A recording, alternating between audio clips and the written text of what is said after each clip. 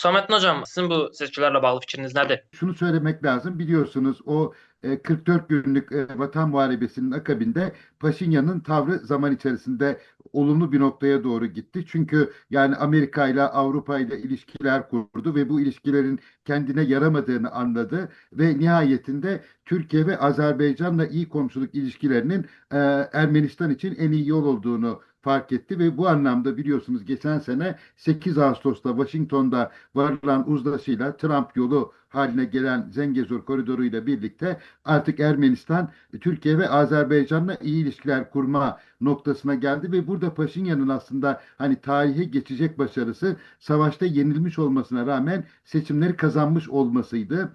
Şimdi de bu anlamda çok enteresan olarak hem Türkiye hem Azerbaycan hem Amerika hem de işte bir takım bölge ülkeleri ve hatta İran bile daha doğrusu söylemek gerekirse Paşinyan'ı bu seçimlerde destekliyor. Yani dolayısıyla burada üç tane önemli aday var. Dolayısıyla bu adayların içerisinde de en yüksek oyu alan Paşinyan ama burada sıkıntılı olan bir nokta var. Malum Ermenistan'ın %30'luk bir kısmı var ki bunlar hala kararını vermiş değil ve son ana kadar Rusya'nın bir provokasyon yaparak ya da farklı bir şekilde devreye girerek bu %30'luk yani üçte birlik kitleyi etkilemesi ve Paşinyan'ın seçilmesini engellemesi söz konusu olabilir. Çünkü burada Koçaryan önemli bir aday ve Rusya'yı doğrudan destekliyor ve geçmişe dönmeyi, tekrar Azerbaycan'la savaşmayı, işte o tekrar aynı bölgeleri işgal edip Karabağ'ı tekrar Ermenistan'a katmayı düşünen bir lider olarak karşımıza çıkıyor. Ama burada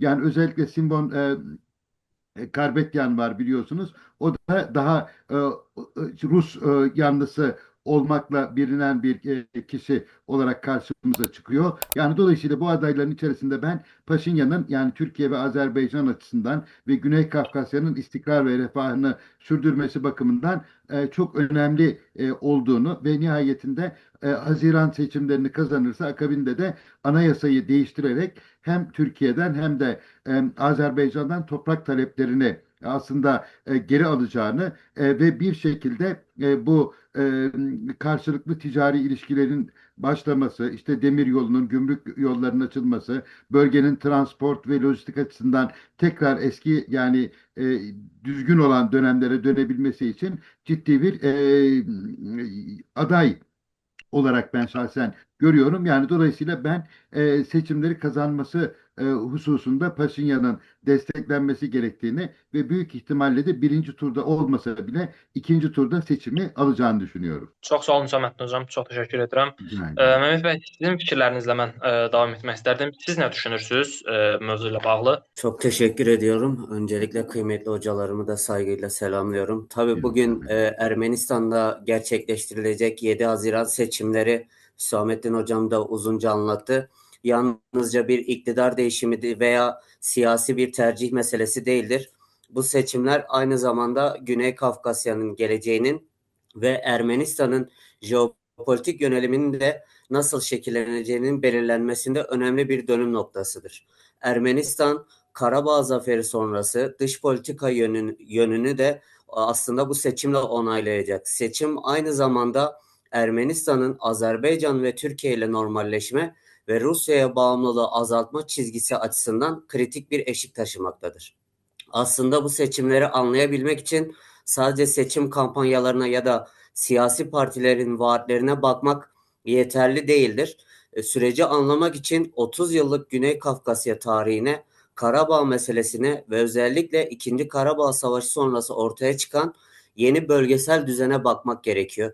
Bugün Ermenistan halkı sadece bir hükümeti seçmiyor, aynı zamanda ülkenin geçmişteki statikocu politikalarını mı sürdüreceğini yoksa yeni bölgesel gerçekliklere uyum sağlayıp sağlayamayacağına mı karar verecektir.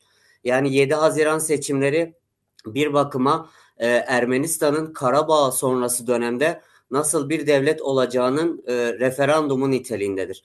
Tabii Hüsamettin Hocam da değindi. Aslında şu anda Ermenistan'da muhalefet çok parçalı bir yapıda. O yüzden Paşinyan'ın seçimi alma ihtimali yüksek gözüküyor. Tabii Başbakan Nikol Paşinyan son yıllarda Ermenistan'ın geleneksel dış politikasını da değiştirmeye çalışıyor. Paşinyan artık Karabağ üzerinden siyaset yapmanın Ermenistan'a bir gelecek sunmadığının da farkında. Bu nedenle ekonomik kalkınmayı, bölgesel entegrasyonu ve barışı ön plana çıkarıyor. Türkiye ile sınırların açılması, Azerbaycan ile barış anlaşmasının yapılması, ulaşım koridorlarının açılması ki burada Zengezur koridoru çok önemli bir kritik nokta taşımaktadır. Bunun yanında Batı ile ilişkilerinin geliştirilmesi ki bugün de Avrupa ile yoğun bir telefon trafiği yaptılar. Rusya ile gittikçe aslında Ermenistan'ın bağı kopmaya başladı ve bunun yanında Rusya'ya bağımlılığın azalması. Tüm bu maddeler aslında Paşinyan'ın temel politikaları arasında yer alıyor. Ancak bu politika Ermenistan içerisinde de ciddi bir muhalefetle karşı karşıya.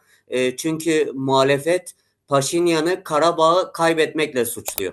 Özellikle Hüsamettin Hocam da değindi. Eski siyasi elitler, o Karabağ klanı dediğimiz aşırı milliyetçi unsurlar ve Rusya'ya yakın çevreler Paşinyan'ın izlediği çizgiyi sürekli eleştiriyor. Tabii ama bunlar o başta da ifade ettiğim gibi aslında muhalefetle parçalı bir yapı oluşturduğu için şu anda bugün öğlendi sanırım. Bu anket sonuçlarına da baktım. Paşinyan önde gözüküyor.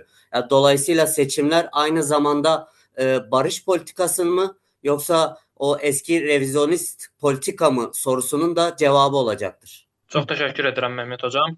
Cavanşir bəy sizinlə davam eləmək istərdim. Bildiyimiz kimi Ermənistanla bizim aramızdakı münasibətlər çox əvvələ dayanır. Amma son 30 ildir bizim aramızda, hətta 30 ildən biraz artıq müddətdir ki, biz gərgin bir dövr yaşayırıq. Amma 2-ci Qarabağ müharibəsindən sonra burada mən bir nüansda qeyd etmək istərdim. Paşinyanla Putinin bir görüşü baş tutdu bir neçə ay öncə. Bu görüş sırasında onlar Qarabağ mövzusuna toxundular və Qarabağ mövzusunda hər iki dövlət, hər iki başçı bir-birini burada günahlandırdı. Hətta belə bir sadə dildə desək, loru dildə desək, Paşinyan biraz uzaq qohumdansa yaxın qonşu yaxşıdır siyasətini biraz irəli gətirir. Sağda, şərqində Azərbaycanın, solunda Türkiyə ilə münasibətləri yaxşılaşdırmaq istəyir. Çünki artıq az öncə də qeyd etdiyim kimi Rusiya ilə gərginləşən münasibətlərin fonunda Azərbaycan və Türkiyəyə sığınaraq özünü güvəncə altına almaq istəyir. Sizin bu mövzuların fonunda fikriniz nədir? Əslində Mehmet hocamızın dediyinə qatılıram ki, bu seçki sıradan bir parlament seçkisi deyil. Bütövlükdə regionun gələcək istiqaməti, geosiyasi istiqaməti və Ermənistan taleyi ilə bağlı bir seçkidir. Bildiyiniz kimi uzun müddətdir veya bir neçə ildir, başqa sözlə desək, bir neçə ildir qərb yönümlü bir kurs götürüblər. Ermənistan hakimiyyəti qərb yönümlü siyasət yürüdür və Avropa İttifaqından siyasi-iqtisadi dəstək alır. En son Ararat Mirzəyanın belə bir bəyanatı olmuş ki, Xarici İşlər Naziri Ermənistanın TRIP layihəsi, yəni Trump marşrutunu mən imzaladım və artıq ratifikasiya prosesinə gedir və qeyd etdi ki, Amerika Birləşmiş Ştatlarının dövlət katibi Marco Rubio'nun orada imzası var. Yəni o sazişlə bağlı orada Rubio'nun imzası var. Yəni bu təbii ki, çox ciddi bəyanat idi. Bu eyni zamanda Amerika Birləşmiş Ştatlarının mən regiona gəlirəm, yerləşirəmin elə bil ayaq səsləridir. Belə bir mesajdır. Rusiya təbii ki, bundan çox narahatdır. Yəni Paşinyan-Putin görüşündəki əslində qarşılıqlı ittihamlar məhz bunun təzahürü idi ki, tərəflər bir-birlərini ittiham edirdilər. Amma biz baxsaq görərik ki, 2020-ci ildə böyük vətən müharibəsindən, Qarabağ müharibəsindən öncə Paşinyan seçilmişdi. Yəni ümumiyyətlə Ermənistanda ictimai rəy Rusiyaya qarşı birmənalı deyil. Ümumilikdə birmənalı deyil. Məhz Paşinyanın, o Hüsamettin hocamız qeyd elədi, məğlubiyyətə rəğmən yenidən seçilməsi də bunun əyani nümunəsidir. İndi Rusiya artıq bəyanatlarla kifayətlənmir. Bildiyiniz kimi sanksiyalar tətbiq edib. Ermənistandan gələn müəyyən məhsullara, burada içki var və ya da kənd təsərrüfatı məhsullarına. Bəli, kənd təsərrüfatı məhsulları var, spirtli içkilər var və s. İdxal məhdudiyyəti. Amma dərhal Avropa Komissiyasının sədri Ursula von der Leyen nə dedi? Dedi ki, biz Ermənistana 50 milyon avro xüsusi dəstək paketi ayırırıq. Yəni Rusiyanın sanksiyalarına cavab olaraq. Yenə eyni şəkildə Alen Simonyan, parlamentin sədri çox sərt danışdı. Yəni açıq-aşkar qeyd etdi ki, əgər Rusiya bu sanksiyaları ləğv eləməsə, biz müstəqil şəkildə öz qərarımızı verəcəyik, öz taleyimizi özümüz həll edəcəyik. Yəni bütün bunları əgər belə deyək, nəzərə alsaq, bu yaxınlarda bilirsiniz Putinin simasında, yəni prezident səviyyəsində Rusiya Ermənistanı təhdid etmişdi. Demişdi ki, Ukraynada bu yolu gedirdi, sizin yolunuzu gedirdi. Yəni Ukraynada Bəli, Qazaxıstandakı bəli, Ukrayna Avrasiya İqtisadi İttifaqı görüşündə. Bəli, yəni Ukrayna böhranı fonunda, daha doğrusu Ukrayna böhranı qeyd etdi ki, onların məhz Avropa İttifaqına üzv olmaq istəməsi ilə başlamışdı. Dolayı yolla mesaj verdi ki, sizi də belə bir böhran gözləyə bilər. Yəni əslində bu məncə həm də onun belə deyək mesajıdır ki, hətta Rus hakimiyyət dairələri regionda növbəti bir savaşa, müharibəyə belə razıdırlar. Yetər ki, Paşinyan hakimiyyətə gəlməsin. Təbii ki, hibrid müharibə var. Rusiyada ciddi bir informasiya müharibəsi var Paşinyana qarşı, qarayaxma kampaniyaları var. Ağır həqarətlər edirlər Paşinyan hakimiyyətinə. Bu formada Ermənistandakı ictimai rəyə təsir etməyə çalışırlar. Ermənilər bizim qardaşımızdır, amma Paşinyan əslində vətən xainidir, Türkiyənin nə bilim ajanıdır, Azərbaycanın adamıdır. Belə deyək, yəni bu formada müəyyən təhdidlər və təhqirlər var, amma bütün bu deyək ki, daxili və çünki daxildə də baxsaq Köçəryanın ətrafında bir kontingent formalaşıb, ana müxalifət, orada da bir təzyiq var və bütün bu daxili və xarici təzyiqin fonunda əslində həm də nəzərə alsaq ki, 2023-cü ildən sonra Qarabağdan ermənilərin deyək ki, təxliyəsi, Ermənistana getməsi və ondan sonra ilk seçkidir deyə burada bir müəyyən rəqabət mühiti formalaşıb. Çünki bu cür dəyərləndirilir ki, Qarabağ erməniləri, Qarabağ klanı Paşinyana qarşıdır. Onlar Rusiya yönümlüdür. Ona görə burada bir rəqabət mühiti əslində yaranıb. Çox ciddi içəridə proseslər baş verir. Paşinyana qarşı sui-qəsd ehtimalları orada artmışdı. Onun təhlükəsizliyi gücləndirilmişdi bu səbəbdən. Yəni bütün bunları belə deyək, nəzərə alsaq, təbii ki, region üçün xüsusi əhəmiyyət kəsb edir bu seçki və dediyim kimi Ermənistanın gələcək geosiyasi istiqaməti və regionun bütövlükdə istiqaməti ilə bağlı xüsusi əhəmiyyət kəsb edir. Amma hər halda mən hesab edirəm ki, Paşinyan komandası çox yaxşı təşkilatlanıb və bu seçkilərdə də qalib gələcək. Çox sağ olun Cavanşir bəy, təşəkkür edirəm. Axşamınız xeyir, salamlayıram sizi, xoş gördük. Baş verən proseslər Cavanşir bəy də çox gözəl qeyd elədi ki, Rusiya prezidenti Putin Qazaxıstanda keçirilən Avrasiya İqtisadi Təşkilatında açıq şəkildə Ermənistana siz Ukraynanın yolundan gedirsiniz, getməyin. Hətta Avrasiya İqtisadi Təşkilatında da Ermənistana qarşı bir sanksiyalar məsələsi danışıldı ki, saziş hazırlansın və əgər Ermənistan Avropa İttifaqına daxil olarsa və ya onlara doğru daha da yaxınlaşarsa, bu onlara qarşı olunan güzəştlər ləğv olunsuz. İrəvan isə açıq şəkildə Rusiyadan çəkinmədiyini, Paşinyan açıq şəkildə yeritdiyi sülh yönümlü siyasəti davam etdirəcəyini bildirir. İrəvan-Moskva gərginliyi daha nə qədər arta bilər? Sizcə hansı səviyyəyə qədər arta bilər? Yəni Rusiya ikinci bir müharibəyə sizcə hazırdırmı?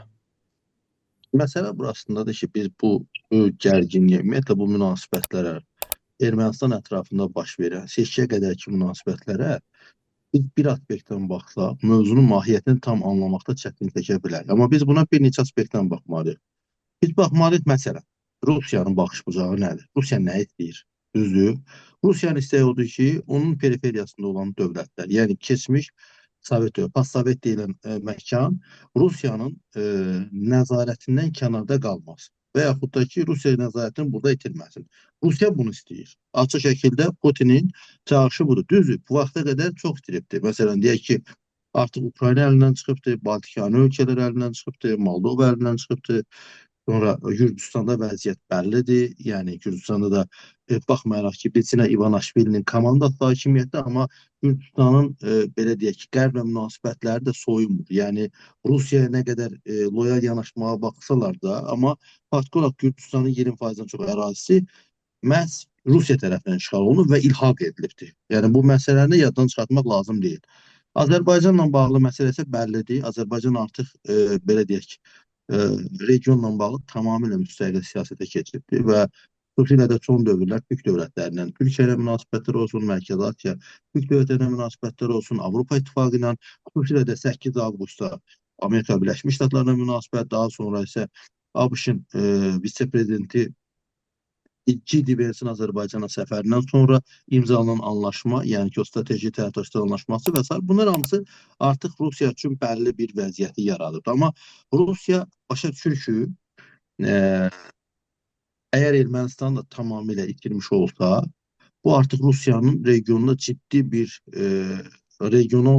qlobal gücdən regional gücə düşməsinin açıq möhrü olacaq. Yəni, açıq şəkildə Rusiya faktiki olaraq qlobal güc imkanlarını Amerika Birləşmiş Ştatları, Çin arasında rahat şəkildə bölünməsinə şərait yaradacaq. Bu, görünən bundan ibarət. Ona görə Rusiyanın Ermənistanda apardığı bu, deyək ki, ciddi mübarizə və Putinin hədələri, təhdidləri sətr altıda olsa, əslində buna hesablanıbdır. Rusiya, təbii ki, bugün Rusiyanın əlində Ermənistana təsir edəcək alətlər varmı, yoxmu? Müzakirəsini aparsaq, var. Ən azından 2 milyona qədər erməni yaşayır və bu ermənilərin çox yox, bir gecədə 300 minini Rusiyadan, Moskvadan, İrəvana göndərsə, vəziyyət gərginləşəcək, düzdürmü? İndi bunu eləmək istəmir və bunu da eləyə bilər, onu da deyim ki, desək ki, eləməyəcək, yox, eləyə bilər. Paşinyan da bundan ehtiyat edir. Sadəcə olaraq Paşinyan birinci məsələ, 2 taktika irəli sürür. Birinci, Rusiyanın bu qədər baskı etməsi Paşinyanın əlini biraz gücləndirir. Cəmaata çıxır, deyir ki, cəmaat, baxın, Rusiya mənə təzyiq eləyir, Rusiya Ermənistanı əl-altı eləməyə çalışır, mən isə istəyirəm ki, müstəqil olaq, öz bildiyimizi eləyək, necə, belə bu cür fikirlər səsləndir. Aydındır? Bu birinci məsələ. Amma ikinci məsələ, Paşinyan tamamilə Rusiyadan qopmaq da istəmir. Bax, bu günlərim Avropa İttifaqı ilə münasibətlər yaxşı olsa belə, Rusiyadan qopmaq istəmir. Səbəb bəllidir ortada. Çünki Rusiyadan qopma deməkdir ki, Paşinyanın hakimiyyətinin demirəm, bir neçə ay ərzində, bir neçə gün ərzində devrilməsinə gətirib çıxara bilər. Heç Rusiyaya da əslində Paşinyan hakimiyyətdən tam getməsi tərk eləmir buna baxanda. Çünki Azərbaycanla imzalanacaq istənilən sənəddə əlinin altında kim olacaq? Paşinyan imzası, düzdürmü? Və Paşinyan bunu imzaladıktan sonra Rusiya erməni cəmiyyətinə daha servis eləyə bilər ki, baxın, gördünüzmü? Biz Qarabağ klanı, yəni söhbət Qarabağ klanından gedir. Qarabağ klanı deyək ki, 30 ilə yaxın o ərazilər Azərbaycana qayıtmasına imkan vermədi və orada Qarabağda öz təsirini saxladı. Amma Paşinyan gəldi hakimiyyətdə olduğu müddətdə Qarabağı verdi və razılaşdı. Düzdür? Və bununla da əslində Paşinyanın deyil, dolayısıyla Qərbin ayağını Ermənistandan kəsməyə çalışırlar. Yəni məqsəd bundan ibarətdir. Bu strateji oyun bir günə, 2 günə, 1 aya, 1 ilə hesablanmış deyil. Uzun müddət 10 illiklər ərzində Rusiya Qərbi Cənubi Qafqaza sıxışdırmasına çalışır. Hesablaya bilmədiyi başqa məqamlar var. Çünki Rusiya bunu hesablayanmadır. Paşinyan rahatlıqla Türkiyə ilə münasibətləri dərinləşdirməyə doğru gedəcək. Paşinyan Azərbaycana münasibətləri dərinləşdirməyə gedəcək ki, biz bunu görürük axır vaxtlarda artıq əlaqələrdə bu təsirini göstərir. Və Azərbaycan prezidenti Cənab İlham Əliyevin də elə Avropa siyasi topluluğunda uzunla qatılıb iştirak etməsi, orada çıxış eləməsi bu artıq Paşinyanın əlini daha da gücləndirir və Paşinyan komandası, biz ondan sonra erməni mediasını izləyəndə mən məsələn görürəm, Paşinyana bağlı olan, daha doğrusu Ermənistanın mövcud hakimiyyətinə bağlı olan qüvvələr açıq şəkildə mesaj verirlər ki, baxın, Paşinyanın siyasəti daha uğurlu oldu ki, Azərbaycan prezidenti, hətta biz onlarla düşmən münasibətli olsaq belə, bu günlərim hələ sülh yoxdur ortada, paraflanma olub. Amma Azərbaycan prezidenti Ermənistandakı bu samitə qatıldığı zulmla da olsa iştirak etdi və Azərbaycan Ermənistana bir mesaj ötürür ki, bölgəyə sülh gəlməlidir. Paşinyan bir də bilsə nəyə servis edir orada? Deyir ki, baxın, artıq 2 ildən çoxdur ki, bizim erməni əskəri ölmür. Nə sərhəddə, nə Qarabağda, nə Vayanda bir yanda. Bunu servis eləyə bilir. Bax, hərəsi burada öz oyununu oynuyorlar. Rusiya öz istəyinlə oynayır. Paşinyan komanda isə başqa istəyinlə. Və biz təxminən 2 ay öncə bir maraqlı məlumata rast gəldim. Avropadan 20-yə yaxın kiber təhlükəsizlik üzrə xüsusi qrup Ermənistanda seçkidə Paşinyan komandasını dəstəkləmək üçün gəlib ora. Bu bilsiz nə deməkdir? O deməkdir ki, Avropa İttifaqı açıq şəkildə Rusiya ilə Cənubi Qafqaz uğrunda, dolayısıyla desək, Avrasiya uğrunda mübarizə aparmağa başlayıblar. Burada da Avrupa İttifaqından kimlər təmsil olunur? Yəni Avropa İttifaqının siması kimdir? Fransadır, Almaniyadır, düzdürmü? İtaliya bu məsələyə qarışmır, məsafəli davranır, bir də Belçikadır. Daha doğrusu Belçika da bunların yedəyində gedir. Belə bir vəziyyətdə Rusiya-Ermənistan münasibətləri necə sabitləşə bilər? Necə burada biz rahatlıqdan danışa bilərik? Təbii ki, münasibətlərdə bir gərginlik olacaq. Amma bir məsələ də unutmamaq lazımdır. Bugün biz Rusiya-Ermənistan münasibətlərinə baxanda biz siyasi gərginliyi görürük, amma bu iqtisadi tərəfləri niyə görməkdən qaçınırıq? Biz onu da baxmalıyıq. Son 3 il ərzində ardıcıl olaraq Rusiya ilə Ermənistan arasında ticarət dövriyyəsi 15 milyard dolların üzərindədir. Bunun da əksəriyyəti bilsinizmi nədir? Bunun əksəriyyəti Rusiyaya axan pullardır, maliyyə. Ermənistan üzərindən Rusiyaya köçürülən pullardır.